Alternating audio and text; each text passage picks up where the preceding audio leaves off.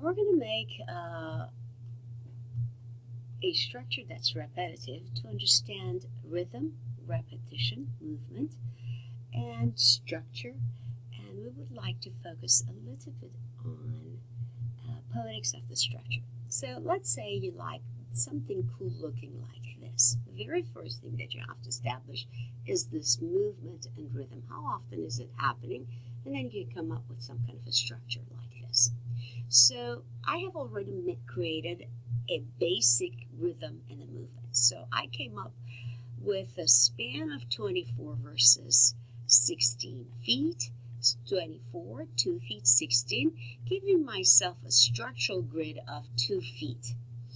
And then I'm going to come up with some kind of a detailing here that I'll fuss with and detail and work with it. So what I like to do is copy this element, copy, and I would like to create multiple of it. Go from that junction to this junction and that junction, just a little bit so that you recognize what I've got. Now, when you have 1, 2, 3, preferred 4, you actually have a rhythm. Minimum is 3, preferred is 4. So today we're going to work on something that repeats itself somewhere around 3 feet to 4 feet. I've already created a reference plane that I've referenced, gave it a name, rafter 1. I've drawn a cross section right over here. So I have the first section that's parallel to my reference plane, and I'm ready to work on it. So as soon as I go to this section, which is right here, I'm actually ready to work. I just don't know where I am. In order for me to understand where I am, I always like to draw a wall. It gives me a reference. So I go back to the level 1 where I was making this element, and way over here, if I like to make a wall so I have a sense of where things are. So I'm going to go to architecture, wall, and I'm not fussing too much about it. I'm basically making a wall that goes from here to here, all right? Then I'm going to make a wall that goes from here to here, and it's centered, and I'm going to make it from here to here. Why is it centered? Because my structure is typically centered. Now when I go to my cross section, I should be able to see that. And I go, where is it? I don't see it. Probably because my section doesn't go that far. Look how far my section goes. I want my section to go far enough so that it includes this. Backtrack, section, it's right here. So what I like to do is this gives me a sense, and I know my walls are typically 20 feet, so it gives me a sense of what I have, how I would like to work. Now I can actually come up with a system to design a column, a series of columns that go right in here, some structures that go here, and then some structures that go here. Over in this zone, I like to design a large-scale structure. Over this zone, I like to design a small-scale structure. So let us work with just this area. So when I'm working with large-scale components, I actually would like to work around 20 feet. My span is 24, and maybe I'll go 14 feet for now. So I'm just going to come up with a column that goes 14 feet. So I'm going to take this, and instead of having it at 20 feet, I'm going to go to 16 feet. And so that gives me a reference where I want to go. I'm going to take this one, and I'm going to keep it at 20 because it gives me a reference of what heights are. And then this one, I'm going to take it all the way down to 10 feet because it's a smaller scale. So it gives me a sense of where I want to go. In fact, I'm going to take this one, instead of 20, I want to go 30. It gives me a reference of height. Now I know that perhaps I want to come up with a design that goes this way, then a design that goes that way. So I would like to sketch at that point. So I'm going to go with my annotation, go annotate, and I'm just going to sketch. I'm going to sketch an arc going from the center here to the center here and just arcing this. Later on, I'm going to change this substantially. I say, oh, I kind of like this. This is cool. Now I'm going to draw a line, let's say from somewhere here. Actually, let's do it from here. It makes a lot more sense, okay?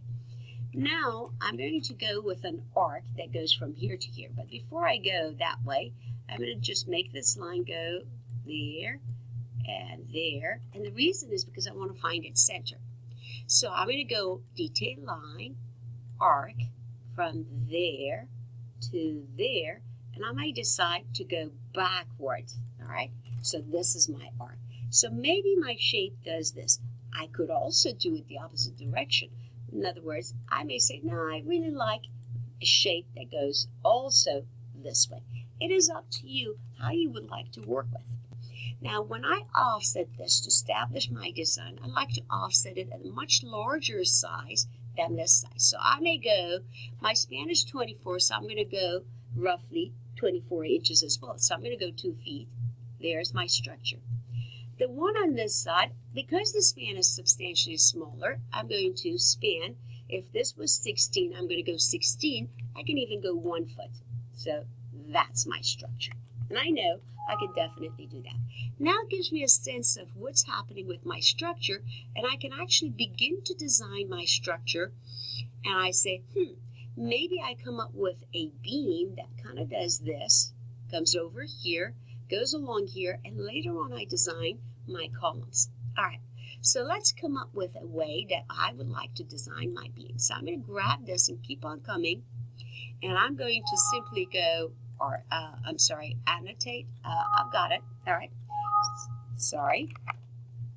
And I'm going to just keep this guy the way it is, or I can actually keep it going and perhaps bring it back down. I just got it a little bit across this area so I can do an overhang. So now I'm going to come up with a structure that I can actually create a beam, and then later on go further and further. Watch what I did. I will do. I go architecture, component, model in place.